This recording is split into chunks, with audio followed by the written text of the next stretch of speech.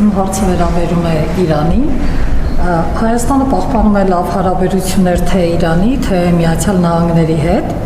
Ձեր կարծիքով կարող է արդյոք Հայաստանը առանց ստանձնել միջնորդի դեր եւ նպաստել Թեհրանի եւ Վաշինգտոնի միջև լարվածության նվազեցմանը։ Բացի այդ, իրանական կողմը բազմիցս հայտարարել է, որ թրիփ նախագիծը դիտարկում է որպես իր անվտանգության համար հնարավոր սպառնալիք եւ նույնիսկ առաջարկել է ստեղծել հատուկ մեխանիզմ այդ հարցերը քննարկելու նպատակով։ Արդյոք այս հարցը քննարկվում է Թեհրանի հետ եւ երբ է նախատեսվում ձեր այցը Իրան, որի շրջանակում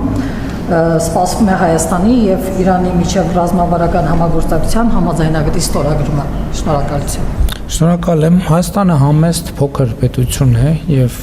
մենք նման ամբիցիոզ հայտարարություններ եւ մտադրություններ չենք կարող ունենալ, որտեւ խոշոր երկրների հարաբերությունների պարզաբանման մեջ մտնելու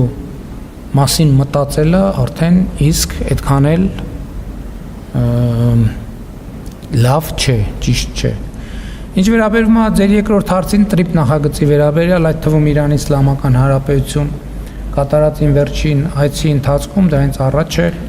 ես շատ հստակ ասել եմ, որ մենք բաց ենք թափանցիկ ենք եւ պատրաստ ենք տալ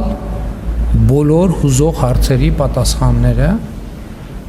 որպեսզի բոլոր մտավախությունները վերանան, որովհետև թրիփը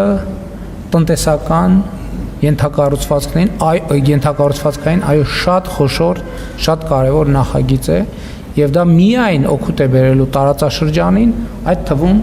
Հայաստանի Հանրապետությանը եւ Իրանի Իսլամական Հանրապետությանը։ Ես ուզում եմ հիշեցնել, որ այդ նախագծի ոչ թե հենց այդ նախագծի մեջ, այդ նախագծի իրականացման արդյունքում բացվելու է նաեւ Պարսից ծոց, Սև ծով հաղորդակցությունը երկաթուղային Իրանի Իսլամական Հանրապետության, Ադրբեջանի, Նախճեվանի, Հայաստանի Հանրապետության եւ Վրաստանի տարածքով։ Եվ սա այն ուղղություններից մեկն է,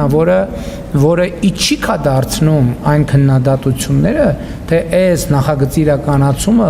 տարածաշրջանի որևէ երկրի դուրս է թողում։ Ընդհակառակը, սա ներգրավող նախագիծ է եւ իհարկե դրան խանգարող հանգամանք կարող է լինել տարածաշրջանային անկայունությունը։ Ես հույս ունեմ, որ հնարավորինս շուտ կայունություն կհաստատվի, որպեսզի մենք այս բոլոր կառուցողական նախագծերը կարողանանք իրականացնել։ Չգիտեմ, չեմ կարող ասել, կտեսնենք։ Պայմանավորվածություն կա, ժամանակ կոնկրետությունը պետք է թե առաջիկայում կառավարություն ձևավորվի եւ այլն եւ կտեսնենք։